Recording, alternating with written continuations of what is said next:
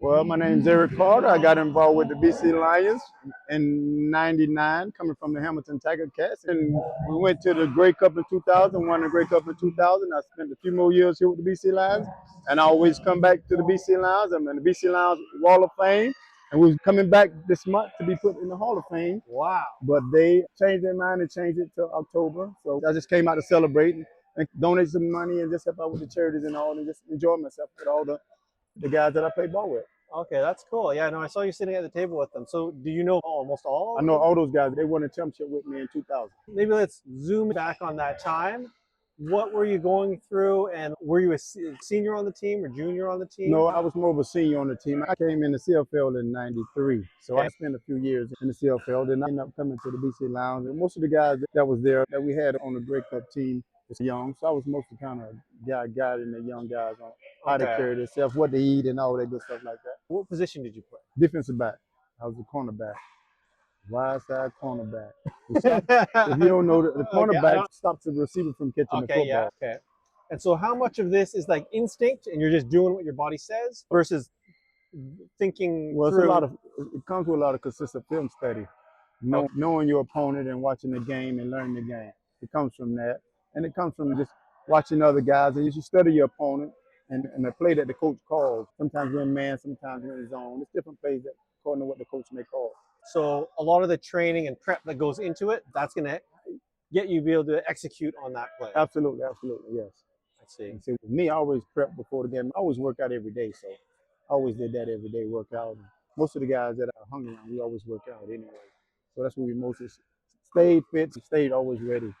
I mean, even now, you look to be in great shape. Well, yeah, I'm in pretty good shape. I try to do at least 500 push-ups a day, but I only did 250 this morning. but I'm working my way back up to my 500 because I had my shoulder surgery in December, so I'm starting to get back into it. Okay. Oh, that's great.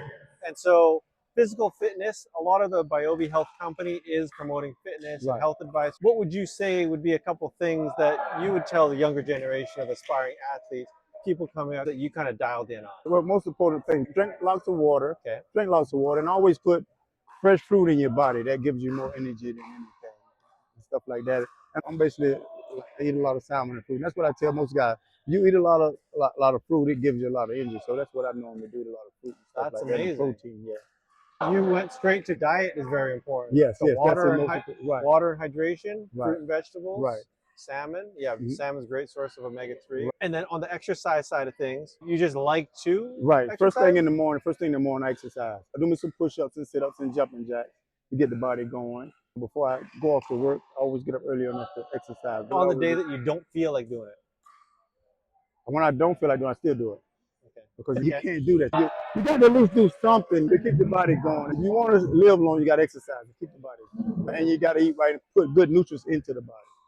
Okay, so let's say if we rewind even further back from the 2000, even before 93, when you're a kid, from that point where you're not really anybody, was there a couple things that happened that put you into the mindset to set the track down that made you who you are? Well, as a young kid, I grew up on a farm back in Georgia. We growed all our vegetables and everything. So I was normally eating it all the time because we had fields of it, and I would get my tomatoes and cucumbers, all that, and watermelons and all that. I feel like I grew up on a farm.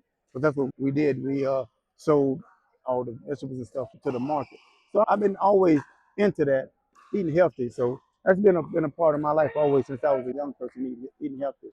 Wow, that's pretty amazing. You were just right there with the fruit and vegetables, eating them fresh. Walk out the house, go in the garden, pick it and eat it, and rinse it off and eat it. And that's what we're supposed to do. Right. Or that's the best thing to do. That's the best thing to do. And that's how I always live my life by that. Eating that fruit and vegetables and cucumbers and all that stuff. That's what I eat daily. You had good foundation right from the get. We do a lot of talks with psychologists and stuff as well. The mental state and the mental toughness. What did you do? Did you had to prepare, and was it a challenge and you had to put effort into it all the time? Or it's just...